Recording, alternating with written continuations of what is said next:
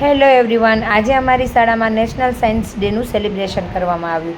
લાગતું હતું કે બહુ ટફ છે, પણ શરૂઆતમાંથી જ વિદ્યાર્થીઓએ ફુગ્ગા ફૂલાવવાથી માંડીને તમામ ડેકોરેટિવ તેમજ ડેમોન્સ્ટ્રેશન કરવા માટે વિજ્ઞાનના અમુક મૂળભૂત સિદ્ધાંતો, આ બધી જ વસ્તુઓ છે એને સારી રીતે ડેમોન્સ્ટ્રેટ કરી શક્યા. આ ઉપરાંત ફુગ્ગાઓ ફૂલાવી અને નેશનલ સાયન્સ ડેનું એક સરસનું લખાણ કરવામાં આવ્યું અને આ લખાણ વિદ્યાર્થીઓ દ્વારા એક સુંદર રીતે રજૂ કરવામાં આવ્યું. આ ઉપરાંત વિદ્યાર્થીઓને ફુગ્ગાઓને સાથે સાથે રંગપૂર્ણિની નાની એવી રોચક સ્પર્ધા પણ રાખવામાં આવી. આ એક ઉમદા ટાર્ગેટ હતો મારા માટે કે ભાઈ વિદ્યાર્થીઓ બહુ ઓછા છે, અત્યાર સુધી વધારે વિદ્યાર્થીઓ સાથે કામ કરીને આવી હતી.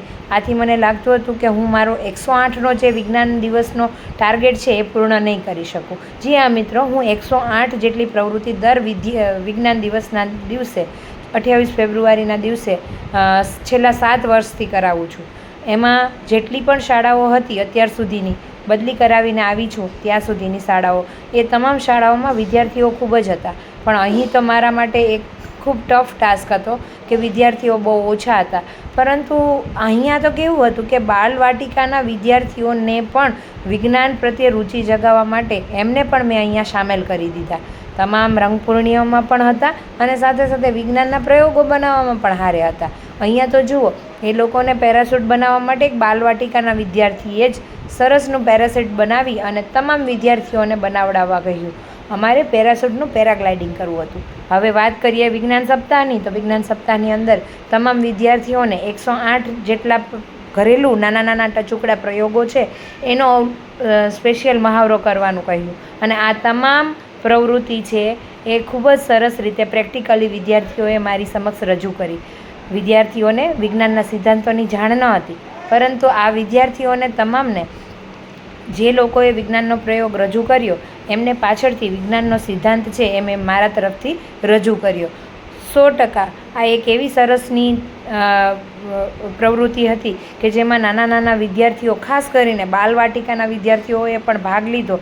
એ જાણીને મને ખૂબ જ અભિરુચિ ઊભી થઈ કે નહીં, હવેથી ભવિષ્યમાં ક્યારેય પણ પ્રોજેક્ટ કરાવવામાં આવે તો સામાન્ય નાનું બાળક પણ વિજ્ઞાન તરફ વળવું જોઈએ. અને એ પ્રવૃત્તિ છે એ મારા માટે સફળ રહી.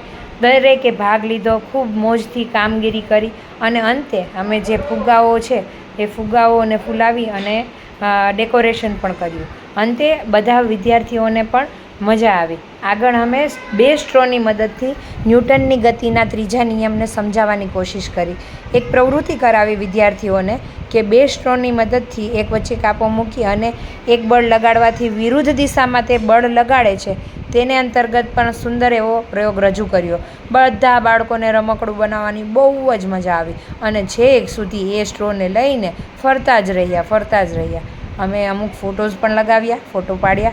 ખાસ કરીને અમારો એક સરસનો સીવી રામન પણ બન્યા હતા. ઘણા બધા એને કહ્યું હતું કે તમે શૂટ પહેરીને આવજો. બધા પહેરીને બી આવ્યા અને એક પાઘડી લગાવી અને બધાને સીવી રામન બનાવ્યા. એમાં અમારો વિશુ અને ખોડુ બંને તો પન્યું લગાડી અને મસ્ત સીવી રામન બન્યા. આ ઉપરાંત અગાસી ઉપર ચડીને થોડા ફોટોઝ પણ લીધા. ખૂબ મજા આવી. અગાસી ઉપર ચડીને વિદ્યાર્થીઓને ઉપરથી પેરાશૂટ નીચે પછાડવાની તો ઓર જ મજા આવતી હતી. આ વસ્તુ છે એમને એકદમ ક્યુરિયસિટી વિકસાવતા હતા અને આ ઉપરાંત એ લોકોને પોતાની અવલોકન શક્તિથી વિજ્ઞાન ક્યાં આવે છે એની માહિતી પણ આપતા હતા.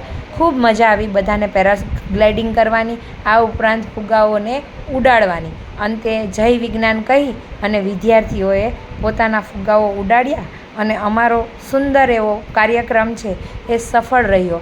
આમ જોતાં ખૂબ નાની સંખ્યામાં આ કામ કરવું બહુ આકરું હતું, પણ બધાએ ભાગ લીધો એને કારણે મને ખૂબ જ મજા આવી. Thank you everyone. Okay guys, so thank you very much. જય વિજ્ઞાન.